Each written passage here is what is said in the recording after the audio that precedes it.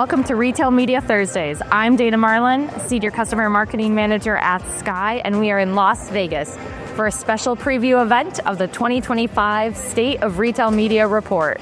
Join us as we talk to a few attendees to get their thoughts and reactions on the insights. Thank you so much for joining us. Why don't you give us an introduction to who you are and where you work? Great, I'm Bradley Kiefer. I'm the Chief Revenue Officer at Keen Decision Systems. We're a unified measurement platform that looks at measurement for 100% of your working dollars, but the real value of our solution is the fact that we do media planning and forecasting. So essentially at the end of the day, we're taking measurement to build better plans to create accountability in marketing performance. Hi, my name is Elizabeth Marston. I am the Vice President of Commerce Media, Innovation and Growth at Tenuity, which is a large independent agency here in the United States. I'm based in Seattle, Washington. We work across channels for retail media, for commerce, search, social, shopping, programmatic, you name it. Thanks so much, Dana, for having me. First time on Retail Media Thursday. I've been watching your guys' show, so fun to be here. So I'm Joshua Gebhardt, CEO and co-founder at Amped.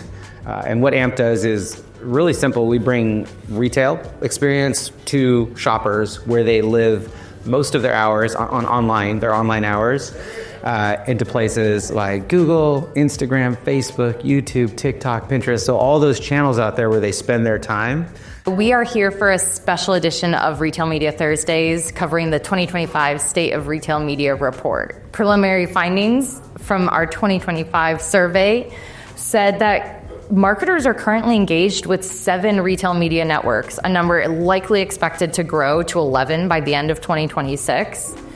How does Tenuity handle all the different retail media networks for their clients and all the different changes that these retail media networks are going through pretty much daily? It's tough, and what we ended up doing is we created a kind of like a bifurcation of like how we handle it. So on the one side, you have folks like myself in an innovation and growth org in the commercial group that handles like the partnership aspect. So when we go from that 7 to 11, we have like a framework that we go through to figure out these are the right retailers. Here's what we need to know before we get involved. What are the commitments on the brand side? And then obviously we have the client delivery org that does the actual execution.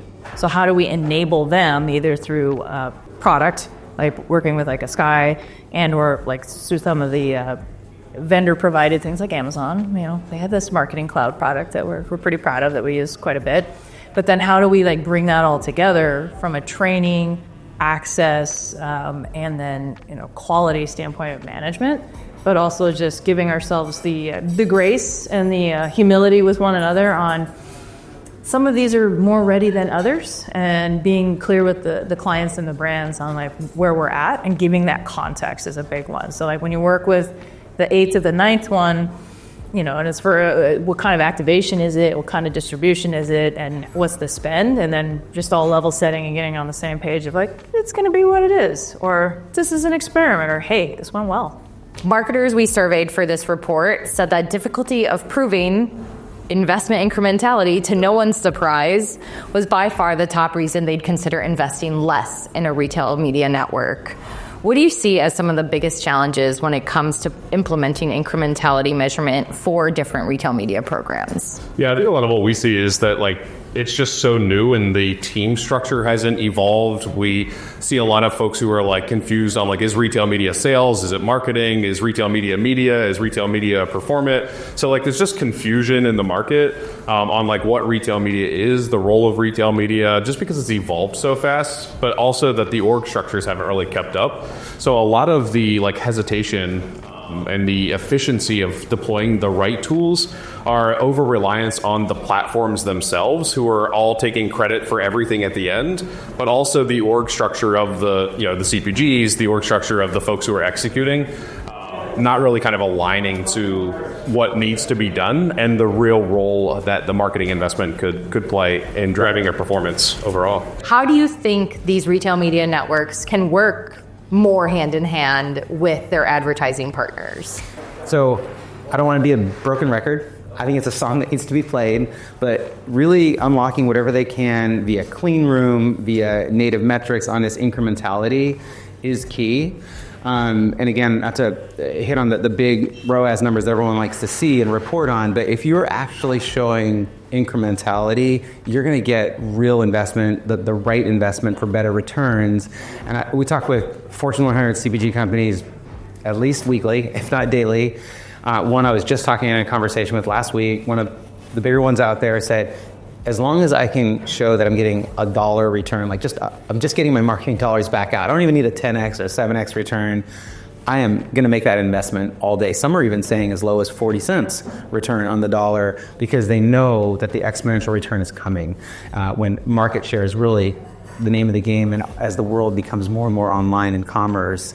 And so I think that measurement of what is truly incremental is going to get the manufacturers to lock arms and say, I don't need the 10x, if I know that I'm getting a 1x or maybe even a 2x, I'm going to spend money there all day. And then we're working together now as retailers and brands. Excellent. I love to hear it. And hopefully that's exactly what we're going to continue to see as the space continues to evolve. Yeah.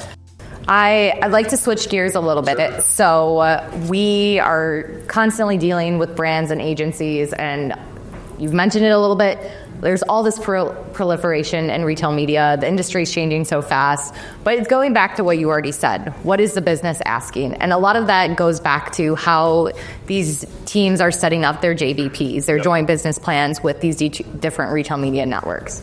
So when we spoke and surveyed some of the marketers in this survey, they're continuously playing a significantly larger role in how they're making their budget allocation decisions. Much more than a year ago even, and we've seen that in some of the numbers that we got from the respondents in this survey. Why do you think that these JBPs are becoming a bigger factor in this budget allocation and this decision-making overall? Yeah, one, it's the marketing channel proliferation and the fact that budgets aren't increasing, right?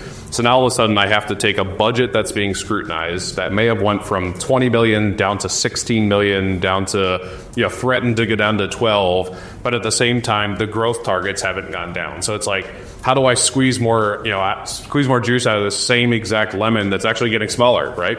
And it's like, and at the same time, now I could put these dollars across where it used to be, going back in the day, it was like, how much do I put into print versus TV? And now it's like, well, what is TV? Like, what is print? And it's just like, it's evolving. But even in retail media, we're starting to see a lot where it's like, well, what is retail media? You've got traditional measurement providers who are still calling retail media a singular bucket, which is insane, right? But at the end of the day, it's like, how do you know how Amazon search is impacting your offline sales, right? And how can I go into Walmart and tell Walmart that, like, yes, I'm going to invest the 14% you're asking, but I'm only going to give you 6 of that 14 because what I can show is that the interaction effect of these other top of the funnel channels that you're not offering, or if your cost pers are too high in the streaming TV that they're offering, and I can buy it over here direct. JBPs really play that role of a marketer saying, I only have so much investment and you guys have too much demand and I've got too many other people asking for investment too. My job as the brand manager is to drive the most profitable outcome. So at the end of the day, it's like JBPs are becoming super important to be able to actually go back and battle the retailer to say, my budget's not quite there, but I'm still going to meet you with the velocity ask that you have.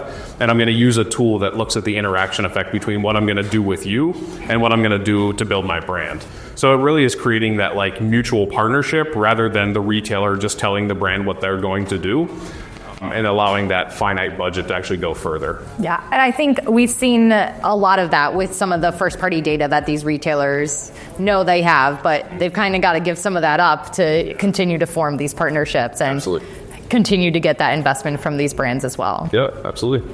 Switching gears, not too far though. It's not just about how many retail media networks you're on anymore. It's also what is retail media. And we're hearing more and more that social commerce, traditional search engine marketing, search engine shopping, offline consumer marketing, offline shopper marketing, they're all being pulled in and integral to what we're calling retail media programs today. And I'm sure you know just as many people who left traditional search and moved over to retail media. But do you think we're going to continue to see a blurring of the lines where these retail media marketers are going to start leading into some of the strategy around paid search and paid social? Maybe it's one of those things that's kind of funny is so today we're set up well in terms of like we have all the services. And so the conversations can happen, the spaces can happen, and the forcing functions are happening. But it's also, we're humans. And if this were a universe in which it was just bots talking to bots, actually, I think we would actually reach, omni and marketing so much faster. But we've created all these artificial walls and these things that we have to let go of, right? So when you look at spending with a retailer for Google Shopping or for like Meta, and then you're pushing it to say like an Amazon PDP or you're pushing it to a Walmart PDP, whatever it is, at the end of the day, the end goal still for the business or the client was, did we make more money?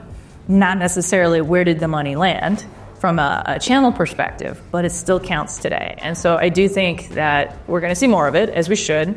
I don't think we're gonna see as many want to make the leap, in a sense, over to like a retail environment, so much as we're going to have to see a collaboration, because they're still going to have to own that, usually in the case of like a lot of these brands, the D2C relationship, right? So how does that differ from the retail relationship, manages it, and how much information or strategy can one brain hold across retails and across channels? And what we're finding is it's a tough order, but it requires in a good way teamwork that I don't think we've seen before. Next up from our respondents was measurement innovation. Where do you see this space going, and how is this going to help consumer good marketers really drive those incremental investments in retail media networks? Yeah. There was a great announcement just, I think, at the beginning of CES, Amazon talking about look back going from 1 to 5 years. That is a great baby step in the right direction. Again, getting that incremental ROAS is the wish list, but that we're already making great strides. That's within a retailer. I think the utopia is all retailers understanding, that uniformity across measurement on return on spend in retail media. There's lots of conversation about that. We're a ways out, but just understanding what is really incremental, what is new to brand, right? Because that's at least leading directionally, telling you what is incremental. And so I think having these in place is part one, but I think the real innovation is when you can have activation against those metrics. Thank you so much for watching. Skai's 2025 State of Retail Media Report is now live. Check out the link below to get your copy today.